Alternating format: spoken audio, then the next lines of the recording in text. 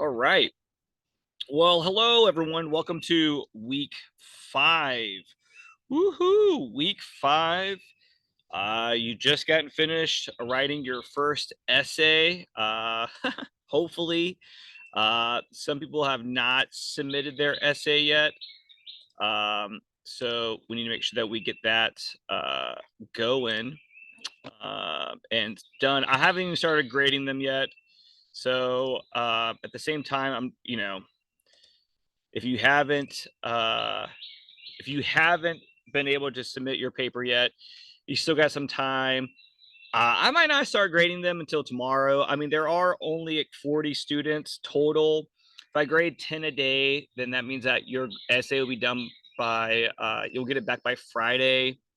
So I don't like to rush because I want to be able to like leave like actual like comments. Uh, I will admit I'm not the best at like leaving positive feedback. I just tend to stick to the errors and highlighting errors because that's what I really want you to. That's how you're really going to improve your grade. Because essentially, like like everyone starts off at 100 anyways, and then as you make errors, you just lose points.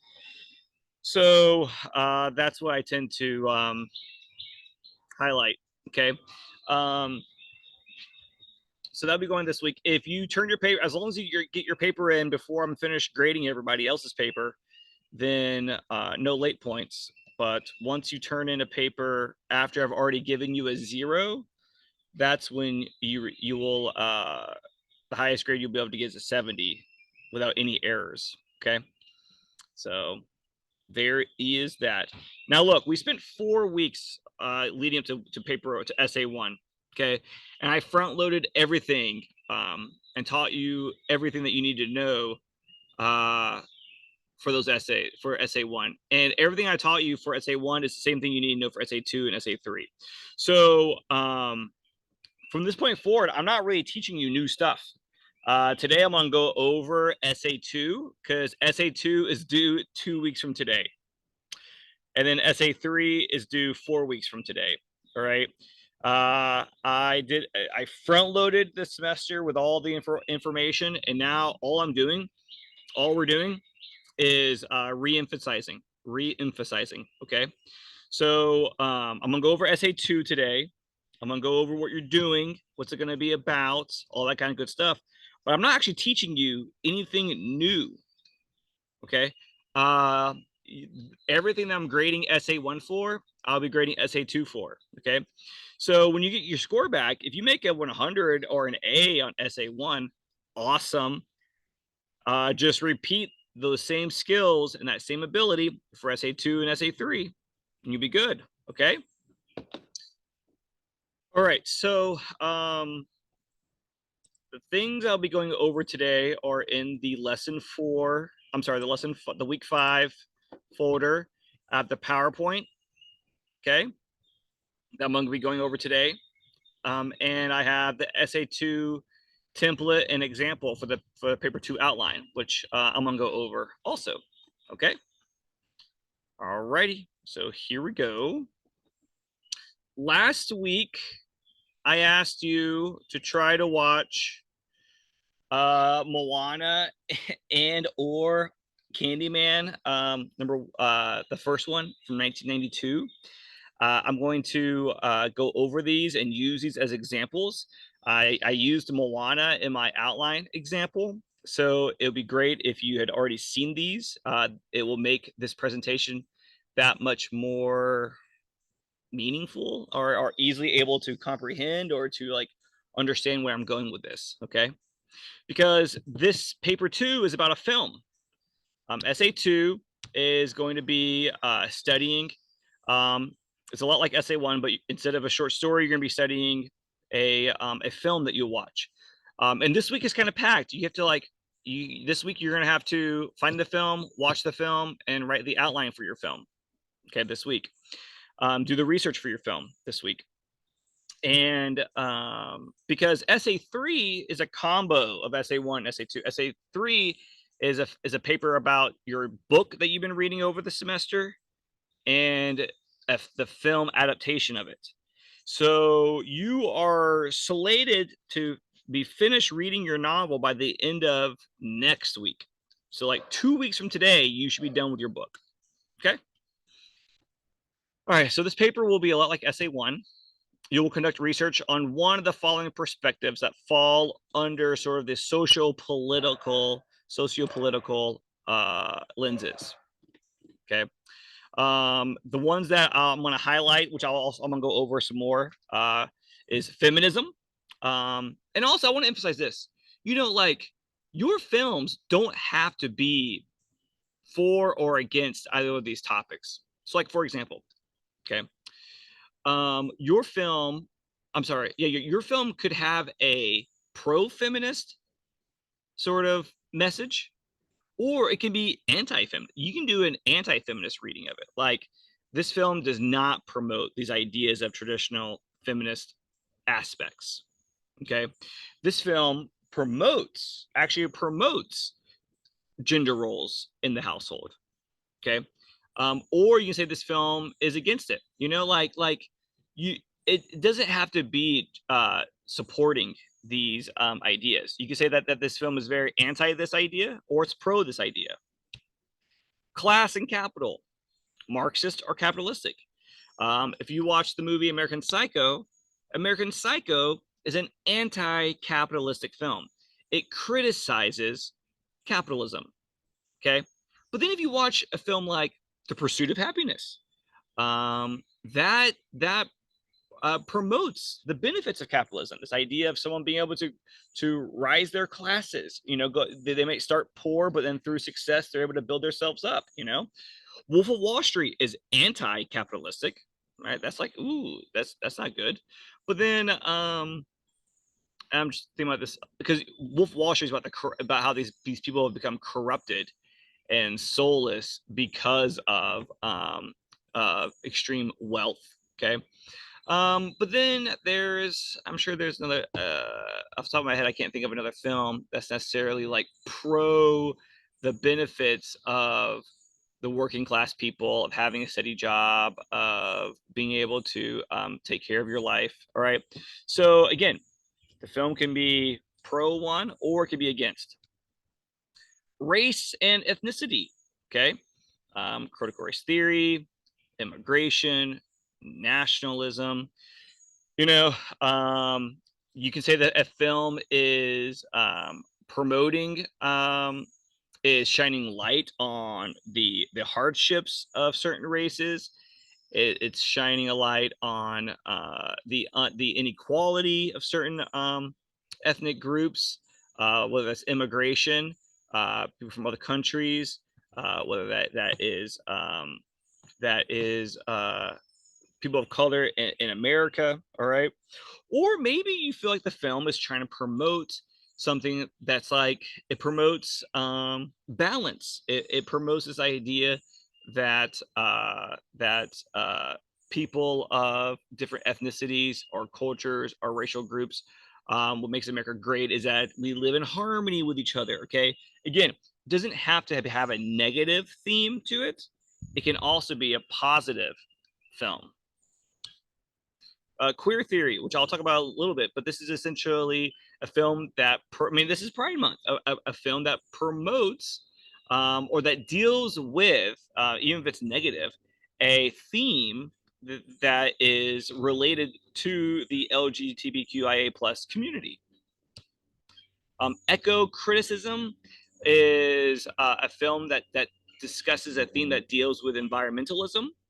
The Happening is like an is like an environmental horror film with Mark Wahlberg in it. Films that deal with or that film with Leonardo DiCaprio, I think Don't Look Up is what it's called. That's an eco-critical film that deals with the criticism of global issues like environmental issues like global warming.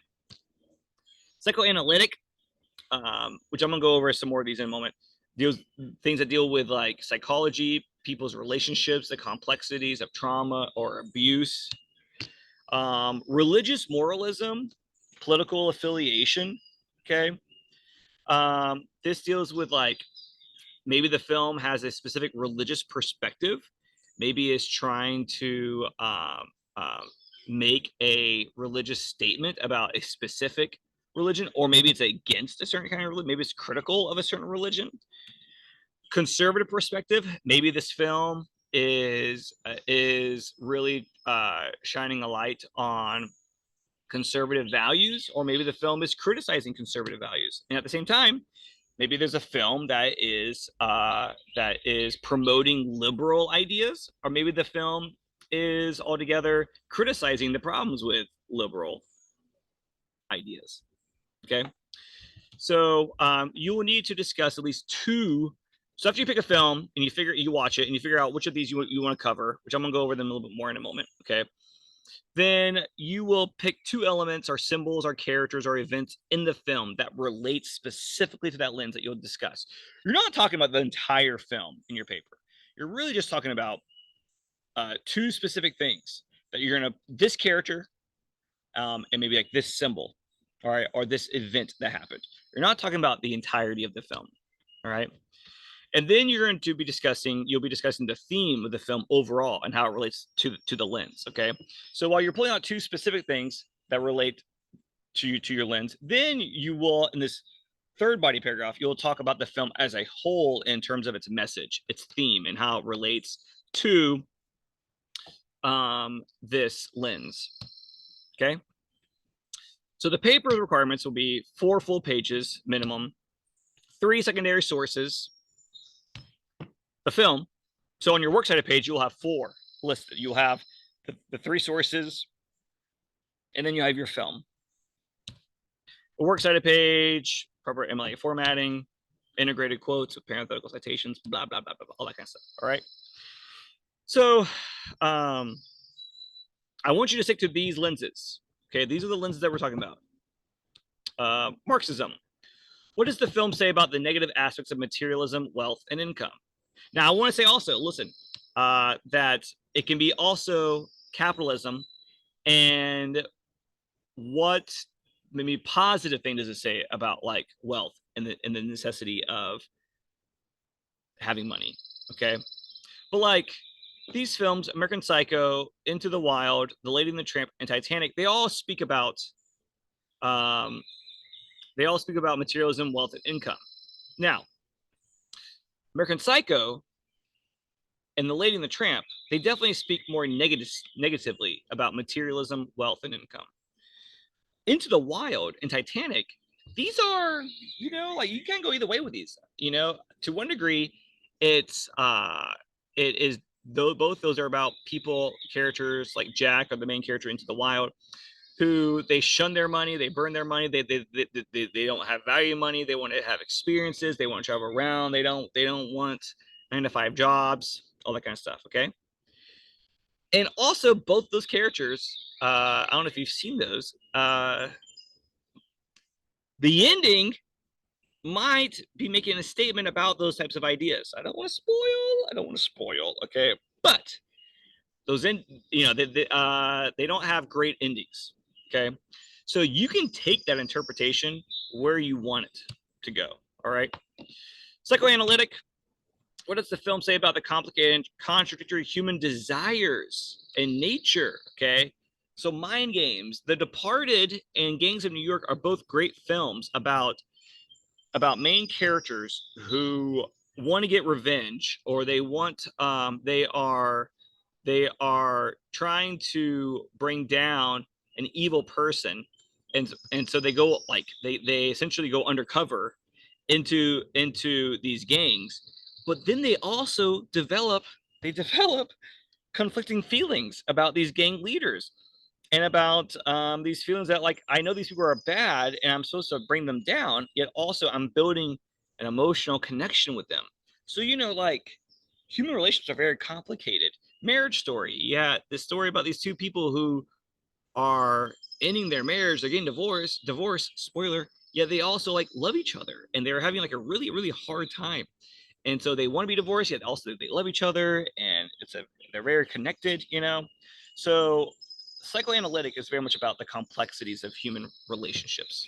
Okay, and human desires, these things that like that we want, that maybe we feel guilty about wanting, and how we're in conflict. It deals a lot with internal conflict. Okay, these are dramas, more psychological thrillers. Okay, feminism. What does the film say about the feminine experience? Films like this can show women succeed, or it could highlight the challenges and social barricades, or it could focus on the toxicity of males. Even films like Lord of the Flies or Fight Club can have feminist readings of them without there being any women in the film. Okay, so this is about power dynamics. Is the film promoting gender norms, gender roles, rather than freedom of living as you want? Okay. Queer theory. What does the film say about the queer experience? Same as feminism. Films like this can show how a queer person succeeds, or could highlight the challenges and social barricades, or could focus on the toxicity of heterosexism. All right. The Lost Boys, which I want to talk about in a little bit. The Rock Horror Picture Show, which I used to spend a whole month teaching. Very complex, even though people think it's just silly, but it's not. Eco criticism. What does the film say about the earth and nature? All right. I discussed that. All right. Oh yeah. So like with critical race theory, as I'm going to discuss later on, Get Out and Candyman, which have a very specific dealing with the black experience. But then you have things like The Fox and the Hound, which is really about racism. The fox represents people of color. The hound represents white people, and how they grow up playing and loving each other, being cool as kids. But then as adults, now they're faced with this dilemma of being against each other. I mean, it's all about race. Okay. Night of the Living Dead. The original black and white one with Sidney Poitier in it. I mean, that is about the black experience. You have the black man as the main character, and then you have these mindless zombies who are trying to kill him. And the mindless zombies are supposed to represent racists in the KKK, and how racism is pointless and doesn't make any sense. But people are so blinded by their hate that they just want to destroy people of color. And so, even though it's a horror movie, it's about that. Same thing. Oh, Trolls. Trolls. You've seen Trolls. You know Trolls. Trolls is also about racism and the black experience. I mean, hold on, let's hold on real fast. Okay, the Trolls cook villain. All right, who is she right here? Okay, look this lady. She's a Klan member. Come on, blow it up. The cook represents the KKK. She's got the white hat, like the hood, and the white, and she wants to kill the people, the little trolls of color. All right, and how they're all unhappy and stuff, and the trolls they have their club music and their excitement, they're dancing, they're singing and stuff. And so Trolls is very much a film that you could analyze from a critical race theory perspective. Okay, so all right, and then there is religious moralism, political affiliation. All right, No Country for Old Men is a film that's really about it looks, it's very much a boomer film. I mean, I love the film, I love the book, right? But I mean, the theme though is about how the world as it evolves, it becomes a scary place for old people, and it changes, and that change and evolution is not good. It's just bringing in these like evil, right? It's a very pro boomer, pro conservatism, pro let's not have change in the world. And also, like, I mean, Sugar, the main character, this very evil person, the epitome of all evil. He is a non-American. Maybe I know the actor himself is from Spain. He's definitely Hispanic or Latino. All the cartels are coming from Mexico, bringing in this violence, right? I mean, like, while it's a Western, you can also interpret it very much as being a film that is that is pro limitations on immigration, tightening up the border, change is bad. All right, we need to have, the world is going to shit. Okay, so yeah. All right, so those are some examples. These are the 7 lenses. You got to do one of these 7. I'm not looking for you to come up with your own. These are not suggestions. The films are suggestions, and you can do any of these films.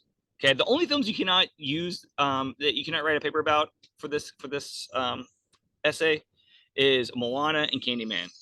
All right. Everything else I talk about, even the ones I go over in a little bit that kind of show you some, like the Lost Boys, all of them, you can use those films. I don't care.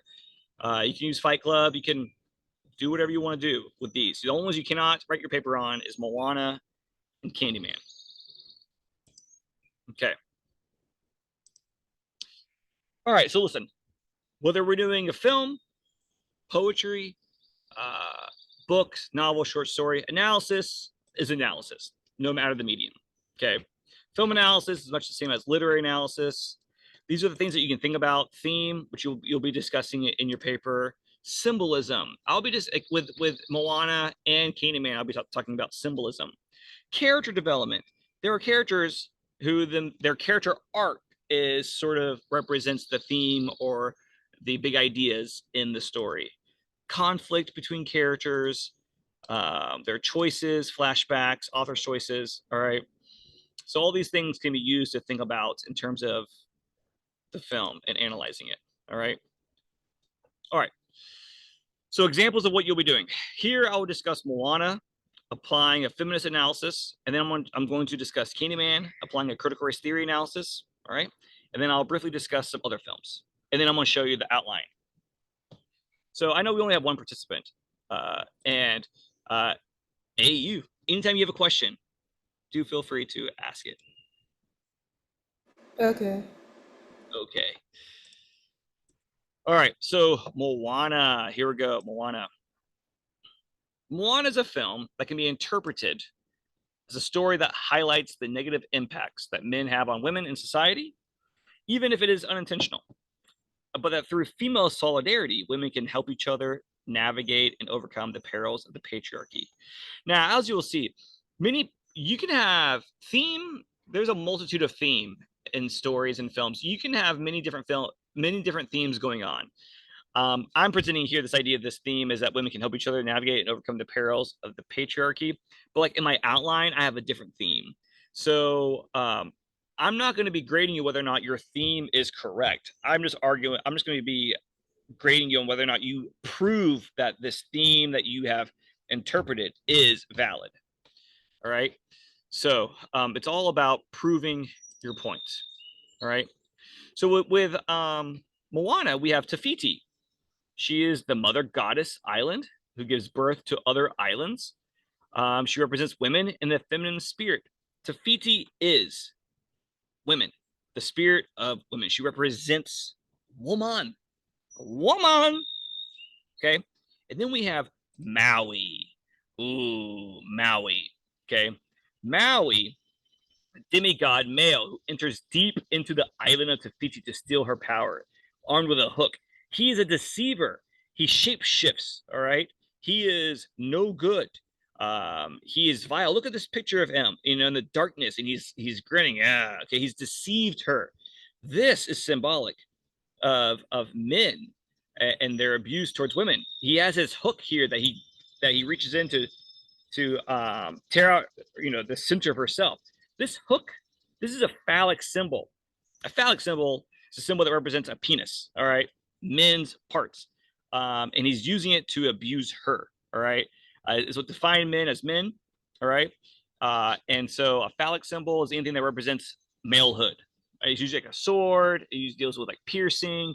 It's usually always tends to be more like violent imagery. All right.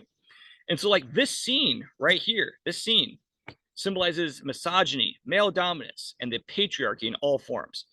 Whether that is in the home, okay, men being the head of the household, it's stealing women's power from being able to be the decision maker, or religion, where this is men using their gender to say that they're going to be the ones who are head of the church, that they're the ones who are to be listened to. They're the ones who are the head of the marriage.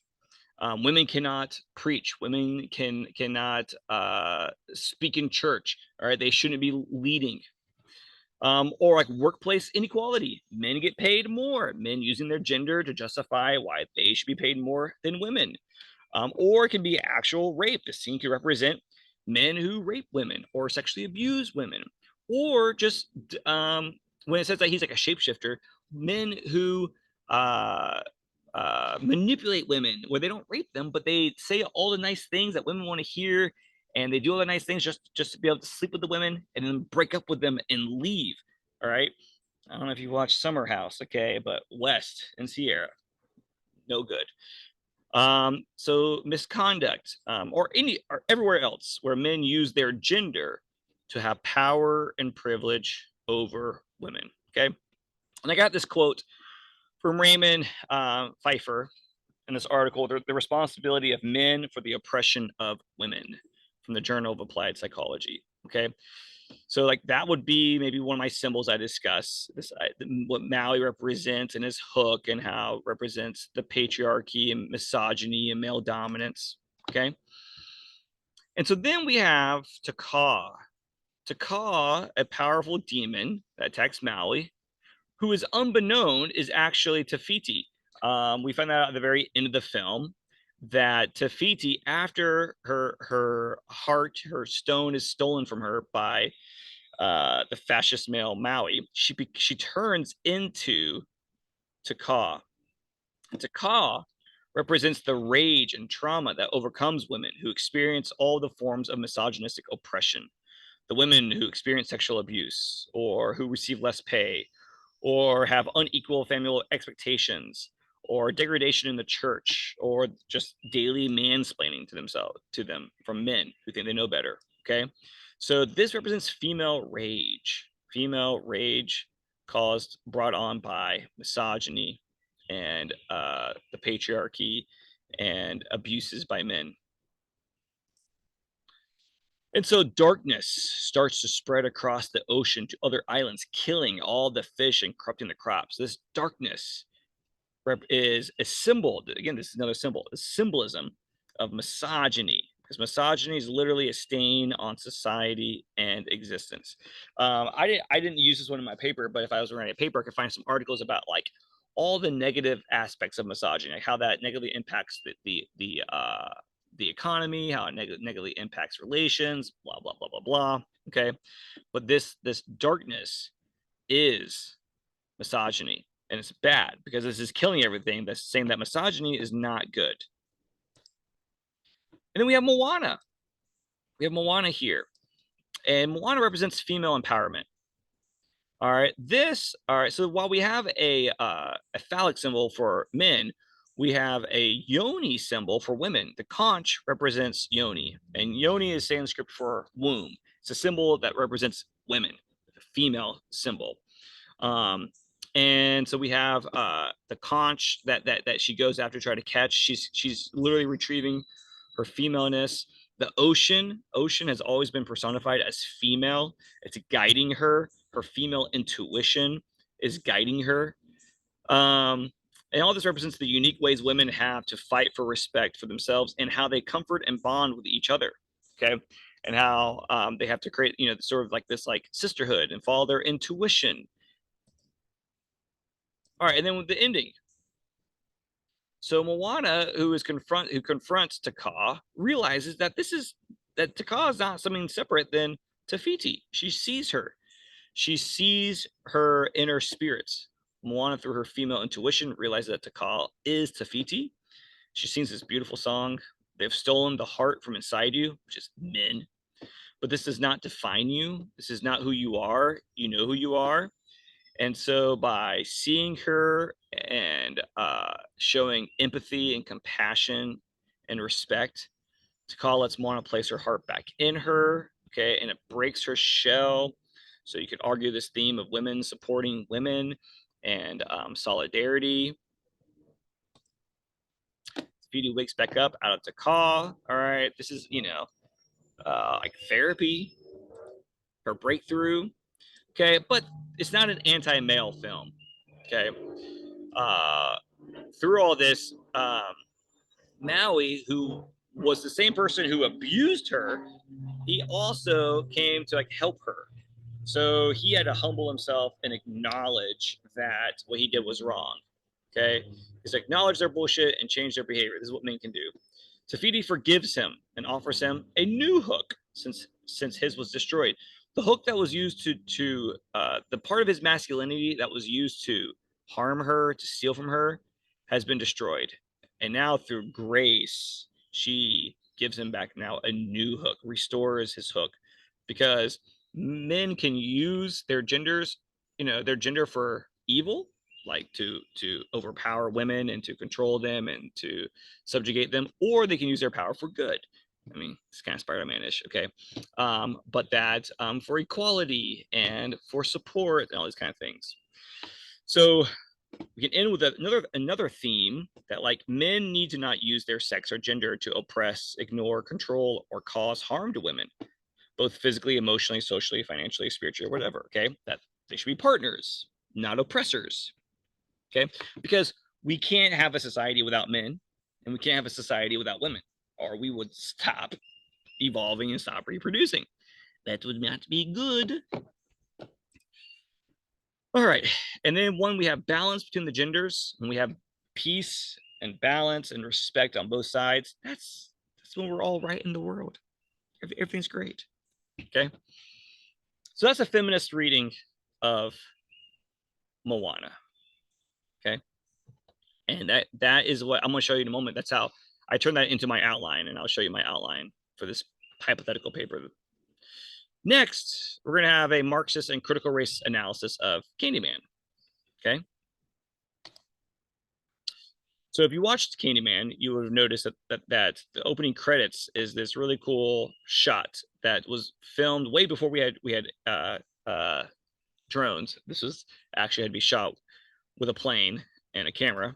Okay. The opening sequence represents the transition between the two different worlds that take place in this film. And you can interpret this as from the more upper class society neighborhoods to the poor societies, or you can interpret this as in from the white community to the black community, whether you're doing a Marxist or a critical race theory analysis. Okay, but we're definitely, it's a movement from this areas of prestige to slums. Okay, a consistent symbol in the film are the bees. These are swarms of bees in the cities. All these bees in the city, and then the bees are on Candyman's face. And the bees, if you watch the film, know that when Candyman, who was a black man in the 1800s, when he was after he was caught sleeping with or found out that he was sleeping with a white woman, his body was covered in honey, and bees stung him to death. Oh, that's terrible. The bees that live are from the city. Okay. So the bees symbolize the collective force of racism.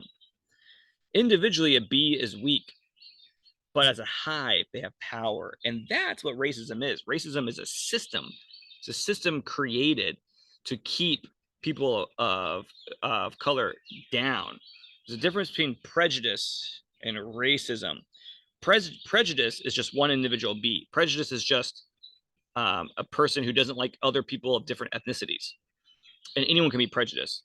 Black people can be prejudiced. People who are Asians, and Hispanic people can be prejudiced towards other Latino groups, or prejudicial towards other ethnic groups. Okay, people from India can be prejudiced towards people from Japan. Okay, black people can be prejudiced towards white people. But then there's racism, and racism is the collective hive that has power, that limits access to the political system, the criminal system, financial systems, all those things. They band together, and that's what the bees symbolize. Racism, this collective force. And so the power of the hive is in the white colony, represented in the upper class community of Chicago. Here it is. All right. So the major theme of this film is the destructive effects of racism on Black society or any society of color. Helen, okay?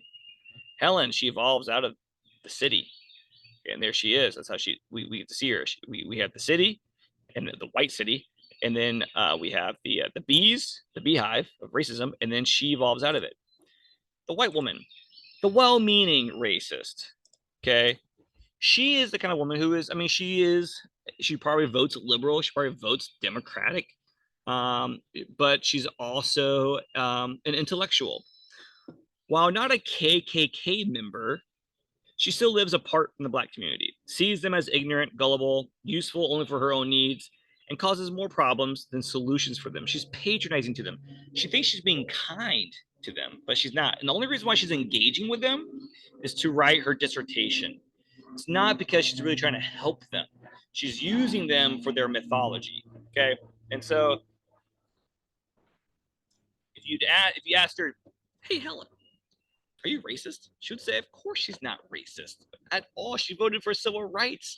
She loved MLK Jr., all that kind of stuff, right? But she ultimately still thinks, though, that she is better and that she doesn't really have any, she doesn't really see why she needs to help Black people if it doesn't benefit her. All right. So Helen is a symbol. The housing privilege. All right. So we have the two housings. We have the housing that Helen lives in, and then we have Cabrini Green, the projects. And what we find out is that Helen's and Cabrini Green were made by the same architect. They're the same, designed the same, which represent much of the separate but not equal policies in segregated America.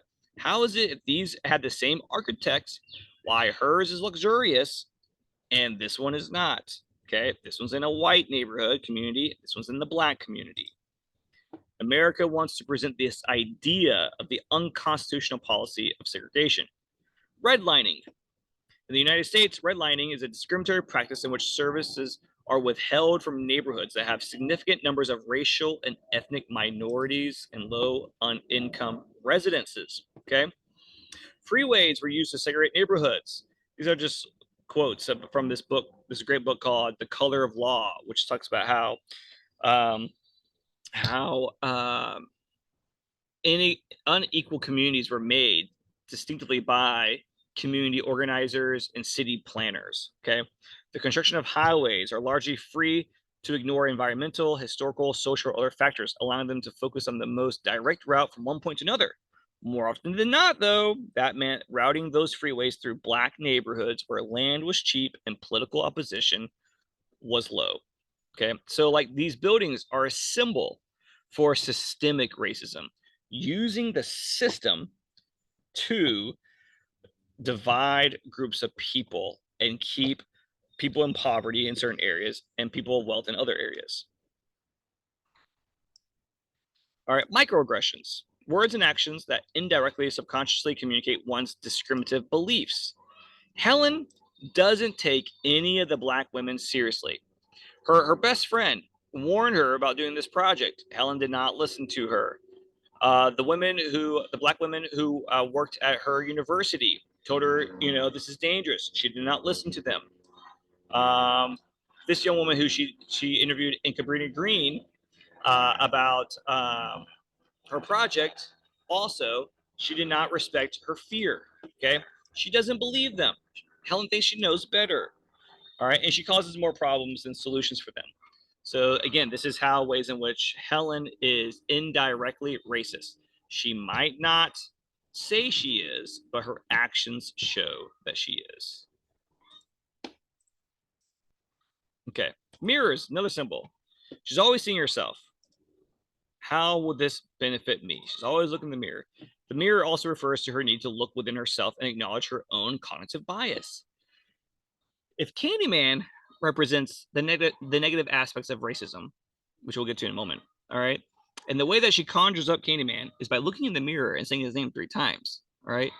That means that what she's seeing is not actually a Black man. She's seeing herself. She's seeing with the racist stereotypes that live within herself, her own mind, the way that she sees Black people. Okay. Subconscious racism, subconscious social superiority. All right. Okay. I guess I don't have a slide actually about Candyman. Candyman itself, he is just the epitome of the stereotypical black man. He's not actually real. He is the personification of the racist idea. He dresses like a pimp. He goes after white women. He has a hook for a hand, which represents a phallic symbol because there's a very negative stereotype that black men are overly sexual. All right, and so these are all, and he's a killer. He's a murderer. He's violent. These are all racial stereotypes of black men. And he only arrives and comes out when the white woman looks at herself in the mirror and says his name 3 times, and then he appears. Okay, he doesn't represent actually the way what black people are. In fact, he represents the racist stereotypes of black people in the minds of white people. Okay, so that's a critical race theory analysis of Candyman, something that you can do also for your paper. All right. Here are some other films that you can watch yourself. So, like, you cannot write a paper on Candyman because I just did it all. You can't write a paper on Moana because I just did it all. These are ones that I'll hint at that you can watch for yourself, and if you want to try to like pull apart. All right. Get Out. Okay. Get Out is kind of like Candyman, but it's different though. It addresses the negative effects of racism. Get Out addresses the effects of cultural appropriation. So Candyman is about racism. Get Out is about more about cultural appropriation. All right. Which I'm not really going to go into too much. You can do that if you're interested in that. Midsummer, great film. This is about toxic masculinity. All right, a scathing takedown of masculinity in abusive relationships played out in the form of a horror movie. All right, the male best friends in this film represent toxic men who just want to hang out and be left alone, unbothered by the emotional needs of women. They're standoffish and hesitant towards women. All right, I'm not going to read any more of that. If you find that interesting, you should watch the film. There's a bunch of stuff written about this that you could use in your paper. The Lost Boys.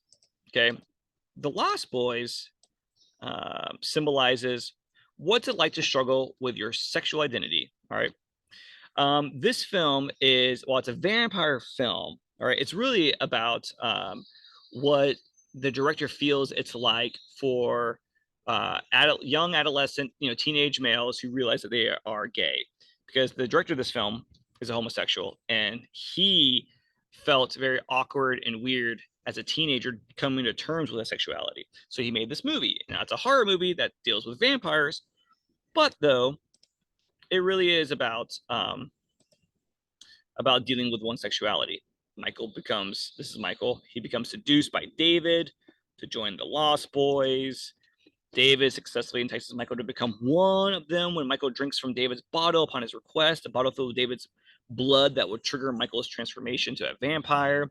That bottle can be seen as a phallic symbol, as previously, okay? And so, like, that drinking of the wine and stuff is really just symbolically of their first time being intimate with each other. All right. And so there's a lot you can read through this and stuff and get from it if you want. And if you find that interesting, you can explore that, watch the film, and do some research. Okay. The Last House on the Left, which is directed by Wes Craven, is a film. It's an ironic film. It's a film filled with violence that's actually anti-violence. Okay. It's a morality play. It's a play in the form of a revenge slasher film. Okay. Wes Craven wanted to show simply and crudely that violence corrupts. It's a story about some girls who get raped and murdered savagely, and then one of the victim's parents end up essentially coming into contact with her murderers, and they end up seeking revenge. But at the very end, the parents, rather than them being like, "Yay, we did it! We killed the killer of our daughter," instead they are left traumatized and realize that, like, what they just did, their daughter would never have wanted. Okay. So you can research that. There's a lot about this. And it's also can be interpreted as an anti-Vietnam War film, okay, about how solving violence with violence is not the answer. All right. So that's something that you could do if you wanted to. All right. Okay, so you're gonna pick a film. It doesn't have to be a film that I mentioned here. It can be any film that you want to watch, but you have to be able to relate it to one of the seven. Okay, one of the seven critical lenses. All right, and to analyze it, you're gonna have to research the film. Now, you don't have to find articles about the film, as I'll show you in a moment. None of the articles I used in my paper are about the film Moana. I'm just applying what they're saying to my interpretation of Moana. All right. You got to write an outline of the film, which I'm going to show you in a moment. You got to read your independent novel. You get it done. And now I have an announcement. Get ready, people. Okay. Quizzes from this point forward have been canceled. I think I've listed on the assignment sheet like a quiz 5, quiz 6, whatever. Okay. No. Quizzes from this point are canceled. The one that you just took last week for week 4, that's your final quiz. All right. And then calling it a day on the quizzes. All right. From this point forward, the only assignments you're going to have is your outline for SA2, outline for SA3, and then SA3. You're going to have 4 assignments left. Okay. So there it is. I want all of our focus and attention to be on these essays from this point forward. Okay.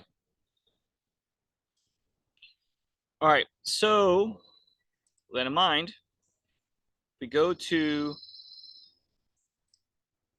week 5.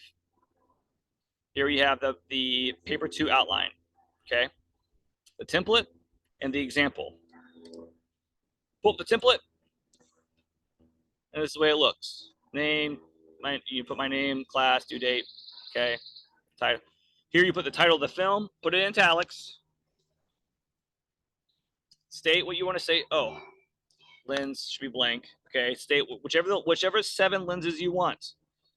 All right, remember I posted this PDF: Marxism, psychoanalytic, feminism, queer theory, eco-criticism, critical race theory, religious moralism, political affiliation. All right, any of those. Write one there. Then here state what thing from what 2 things from the film are you going to discuss specifically: a character, a symbol, an object, and then what do you believe the theme of the story is. Okay. And then find an outside source that you can use to apply to your interpretation. Again, the source does not have to be about the film. It can be something that you apply to the film. All right. You have 2 of those, and then you have a theme paragraph, what you think that the theme is, and then the conclusion is a reflection. What do you think about this film overall? And with for the outline, you just write, I liked it, or I didn't like it. What does this look like? Let me show you. I have here an example. All right, an example. This example is exactly how yours should look as well. All right. This example can be found here where it says SA2 example updated. Okay. So here I have Moana. It's my film. I'm doing a feminist analysis. My first body paragraph is going to be talking about Maui's fishhook. My second body paragraph will be talking about Taka. My theme of the story is men can change from being an oppressor to being a supporter of women. Body paragraph 2, Maui and his hook. He is characterized as a shapeshifter, that's a quote from the film, who sneaks his way into the inner being of Tafiti and uses his phallic hook to steal her soul. Okay, then I did a research on the responsibility of men for the oppression of women. This is not about Moana, okay? But I found this quote. Women find themselves to be the subjugated. Oh, I'm sorry. I gotta check my quote. This is probably like find themselves being. I'll have to just to make sure that I'm not.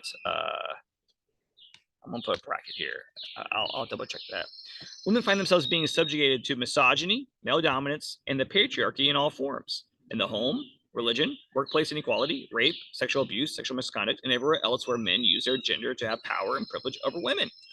All right, I'm gonna apply this quote, and I'm gonna use that to interpret Maui and his hook. All right, and how Maui represents all these forms of misogyny.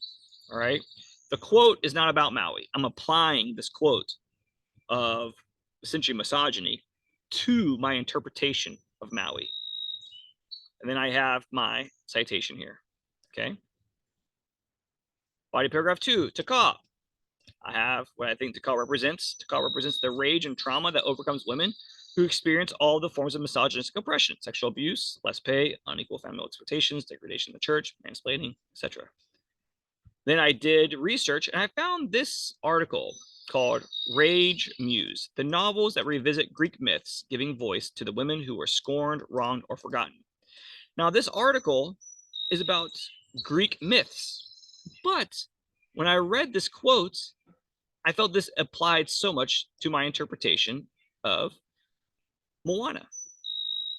The heroic male's bad behavior is ignored, while women like Persephone and Medea are judged as cruel, selfish, petty, and vengeful. There's the habit of punishing women for male misdeeds.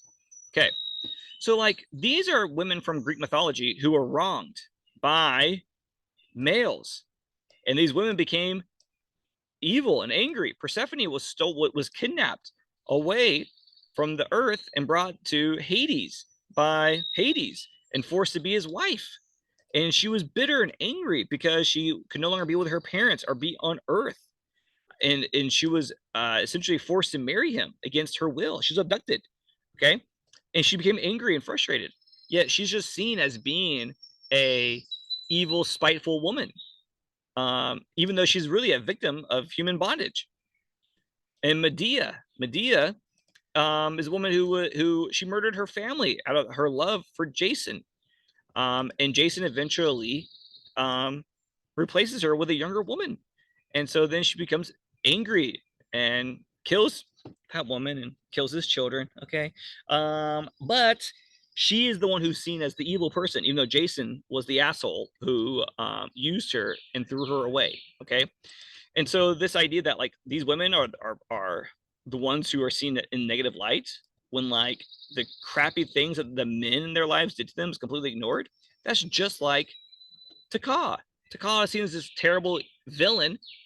She's full of wrath, trying to defeat Maui. Yet it was Maui's bullshit that caused Taka to come out. So this quote I would apply to Taka, even though it's about Persephone and Medea. So what? It applies perfectly to the same situation, to the same scenario. So I'm going to use it. And I have my citation here. And then we have here, the theme of this story is that men need to be more cautious of their actions and the impacts it has on women. Men should not use their sex or gender to oppress, ignore, control, or cause harm to women. Okay. So example, when Maui apologizes, Tafiti provides him a new hook, replacing the one he used against her.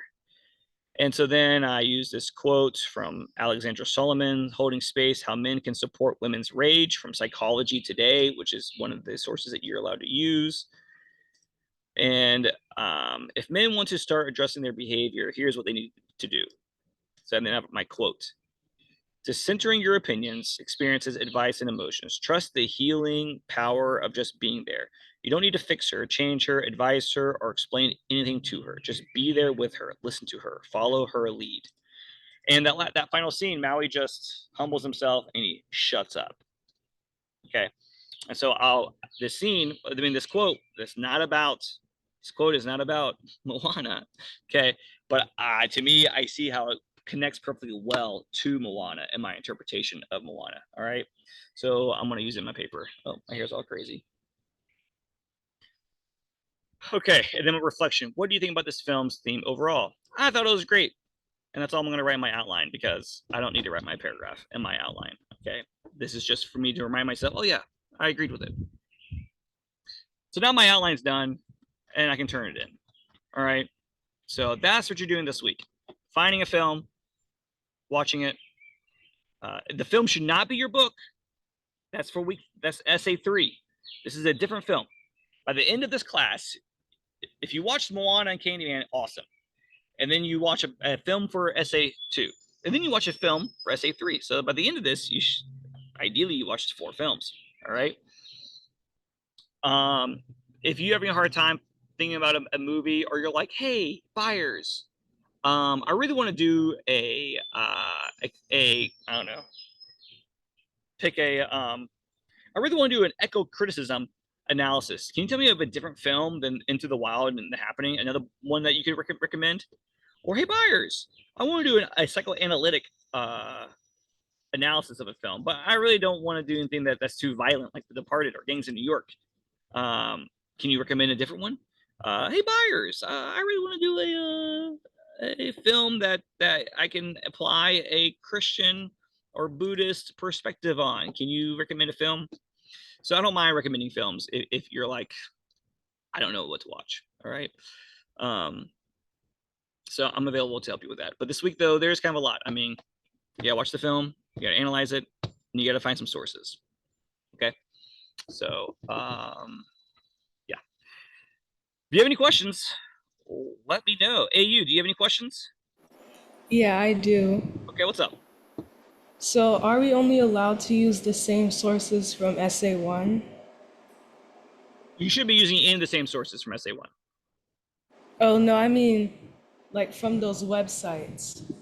Oh, Galileo, Psychology Today, New York Times, all that kind of stuff. Yeah. So I will be okay. That's a good question. If you run it by me, if you're like, hey, I found this, I really want to use this, and you send me the link and I approve it, then yes, then you can use other sources.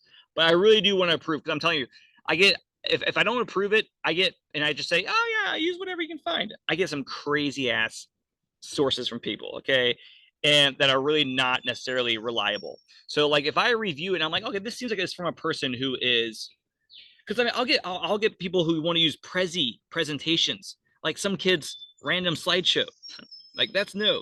But like if someone, like I said, some from a week or two ago, someone sent me a website that was put together by a bunch of teachers, literature teachers, and I read through it and I was like, yeah, this is a reliable source. This is fine. So if you want to use a source that's not listed from SA1, uh, Galileo or the Guardian or any of those, send me the link and just I can just look at it on my phone. I can go ahead and tell you if it's valid or not. Okay. All right, cool. And even if you find it on Sunday night, I probably won't grade all this stuff on by Monday. So I can give you word back on Monday, and then you can get your outline submitted by Tuesday, which is fine. Good question. Do you have another one? Because you're the only one here. Well, maybe about how to find movies that align with one of the 7 lenses. Well, so you can ask me, or you might be able to just do a search. Like, let's say you like the idea of like a film films with environmental themes. Okay, these films can be ones that you can do an analysis of. But keep it. Hey y'all, I will say this though: no documentaries. They should be like they should be. And I should probably write this somewhere. I don't want a documentary. It should be like films like The Day After Tomorrow, but not an Inconvenient Truth. An Inconvenient Truth is a documentary. It should be films that that are that you have to interpret. So like the day after tomorrow, okay, you do films if you want to do films with feminist themes. Uh, these might work. I would just think about more about like what type of like film you want to analyze, right? Um, films with conservative themes and values. Okay, films with right wing conservative themes. Yeah, okay. I mean, this person did a Reddit. So I would recommend just googling some of them to or asking me. But I think if you just do a basic Google search, but I think you should begin with though, which of the critical lenses do you want to apply? Okay, that would be the best thing I think. Okay. Yeah. So, all right, cool. Well, my computer is about to die. I have 19% remaining. Do you have any other questions? No, that's it. All right, cool. Well, email me if you do. Everyone else, email me if you have any questions. If you're kind of stuck about you're not sure where to start, where you're interested in, send me an email. I can try to help you figure it out. Okay. All right. AU, thank you for joining. This is fantastic. Appreciate you. Thank you. All right. Have a good day. See y'all later.